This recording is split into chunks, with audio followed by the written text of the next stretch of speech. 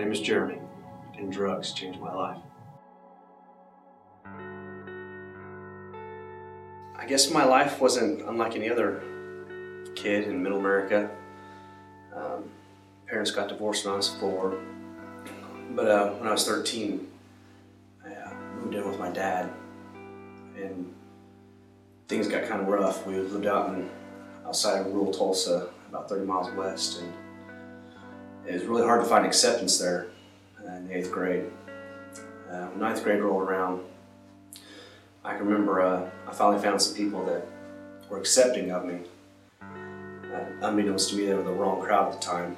Picked up smoking really quick. By the time I was 14, I was hooked immediately. And when people saw that I didn't cough, gag, and spit up all over myself, they thought it was cool, and I found acceptance. It pretty much went downhill from there. Met another guy that was really easy to talk to. He gave me LSD for the first time when I was 14. We continued to rob and steal anywhere we could. We knew our school was having a fundraiser. We broke into the school and went straight to the drawer, stole the fundraiser money from the high school. We even broke into a church and stole from a Sunday school offering. And the whole time I could hear a voice scream in my head how wrong this is, how dumb you are, how can you do this? And I didn't care. I was getting high, and I had a friend. Well, I calmed down for about 3 weeks, and I met some true friends.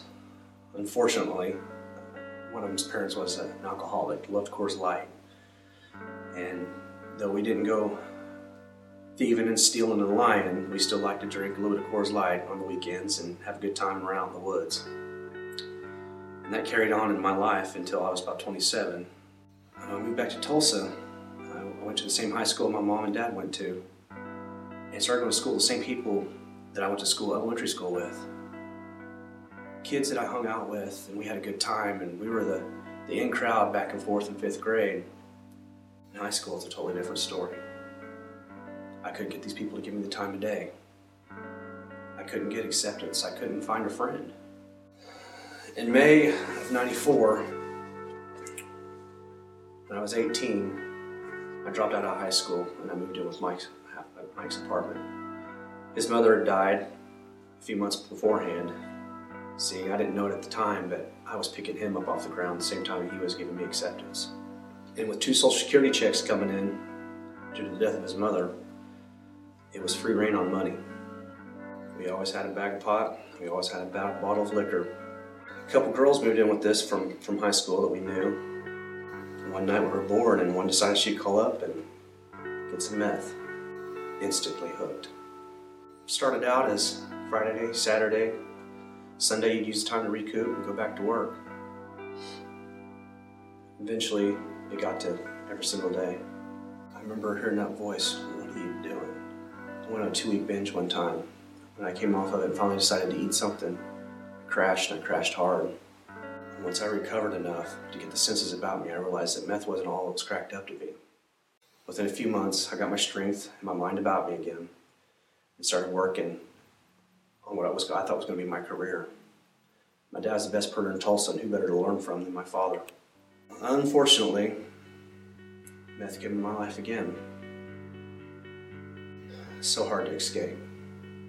It's so hard to escape. I met my first wife, and she had really bad addiction habits as well. And my vices grew with that relationship. I could sit here and go down a list of what kind of prescription drugs or street drugs that I did. But it'd be easier to tell you that I've never done heroin and I've never done ecstasy. And that's about it. About the time I was getting in a deep dark hole, and I thought there was no way out again. The doctors tell us Theron's coming. We moved on the other side of town, and it's funny that when you're not doing the things that everybody else is doing, how many people come see you and you find out who your true friends really are. So we looked into buying a house, and we found a house.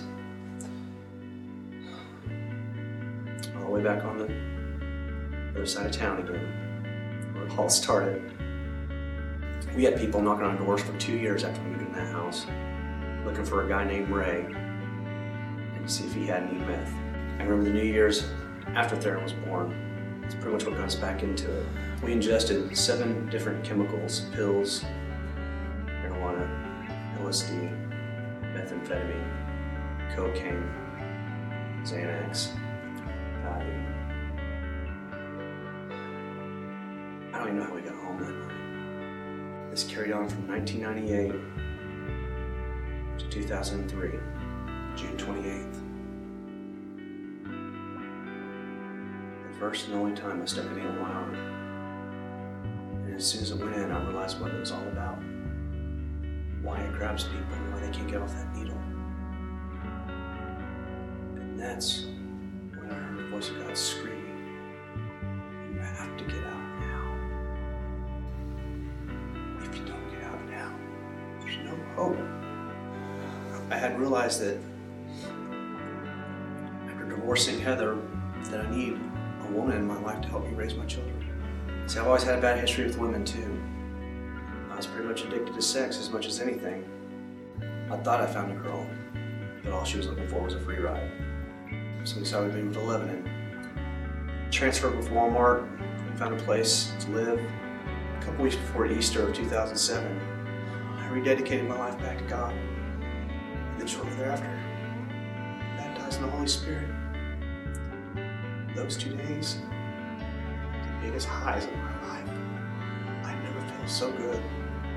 There's no chemical, no concoction of chemicals that can bring you that feeling of giving your heart back to Jesus. God told me, "I have a woman for you, but you need to be in prayer about it." I met Melissa. I gave up pot right after I met her. And on Mother's Day of 2007, I had my last drink. Been clean and sober since that day. Not only for my wife, not only for my children, but for the Lord. Because it was at that time I realized there's a bigger calling in my life. Philippians 3:12-14, the Message says, "I'm not saying that I have all this together, that I haven't made, but I'm well on my way. Reaching out for Christ, who has so wondrously reached out for me. Friends, don't get me wrong. By no means do I count myself an expert in all this, but I've got my eye on the goal, where God is beckoning us onward to Jesus. I'm off and running, and I'm not turning back." My name is Jeremy, and God has changed my life.